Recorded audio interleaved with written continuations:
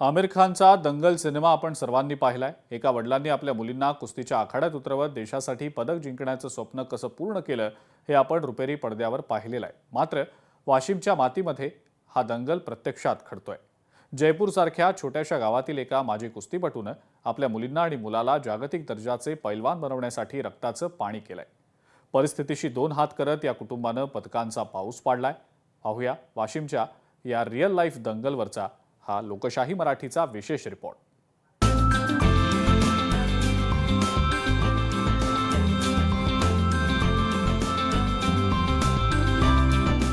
वाशिमचा real दंगल, आखाड्यात Gadekar pattern, लक्ष आता ऑलिम्पिकवर। हे आहे वाशिम जिल्ह्यातील जयपूर गाव। या मातीत घुमतोय तो कुस्तीचा शड्डू। माजी कुस्तीपटू पांडुरंग गादेकर सध्या आपल्या कल्याणी, आयुष्का आणि अर्जुन या तीनही अपत्यांना कुस्तीचे धडे देतात। ग्रामीण भागातील तुटपुंजी साधन सामग्री आणि आर्थिक ओढाताण असूनही गादेकर यांनी हार मानली नाही। स्वतःच्या अनुभवाचा शिदोरीवर त्यांनी आपल्या घराच्या अंगणातच चॅम्पियन्स घडवायला सुरुवात केली आहे। गादेकर कुटुंबाच्या या मेहनतीला आता यशाची फळं मिळू लागली आहेत।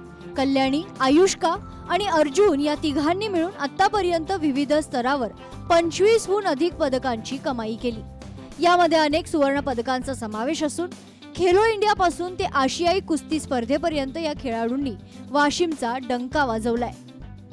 मी आतापर्यंत मला नॅशनलला भरपूर मेडल आहेत आणि माझी स्टार्टिंग कुस्तीची घरूनच झालेली आहे। माझे पप्पा माझी प्रॅक्टिस घ्यायचे, आमच्या तिघाही बहीण भावाची प्रॅक्टिस घ्यायचे। आम्ही स्वतःचे आखाडा आहे। मी आतापर्यंत माझे नॅशनल 21-22 माझे नॅशनल खेळले आणि त्यापैकी 13 मेडल आहेत मला नॅशनलला।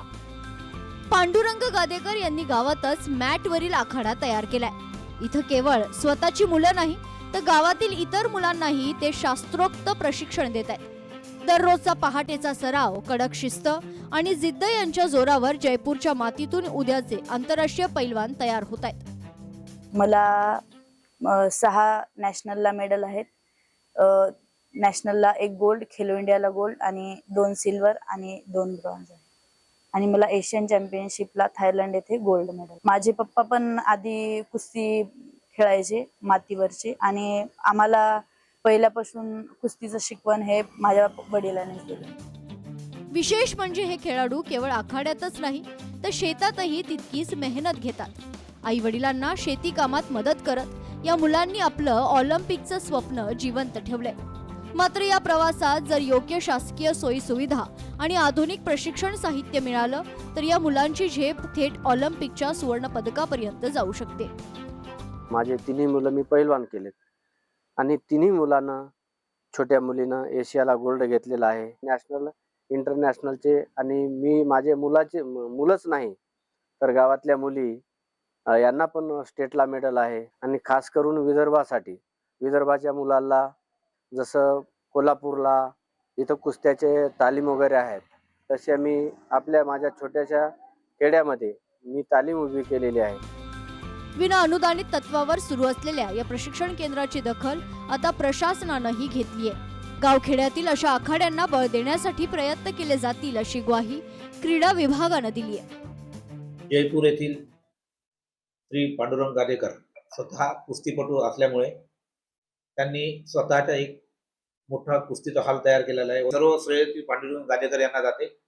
महाराष्ट्र शासनाकडून त्यांना आर्थिक मदत तथा आंतरराष्ट्रीय दर्जाचा सराव मिळाल्यास ते नक्कीच भारतासाठी पदक मिळतील अशी अपेक्षा मी करतो व तसेच महाराष्ट्र शासनाला विनंती करतो की अशा कुस्तीपटूंना आपण जर दत्तक म्हणून घेतले तर हे खेळाडू नक्कीच भारताचे नाव जगभरात करतील।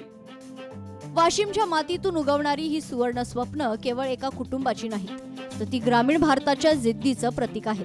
योग्य पाठबळ मिळालं तर हे पैलवान जागतिक नकाशावर भारताचं नाव सुवर्ण अक्षरात कोरतील यात शंका नाही। गोपाल व्यास, लोकशाही मराठी, वाशिम।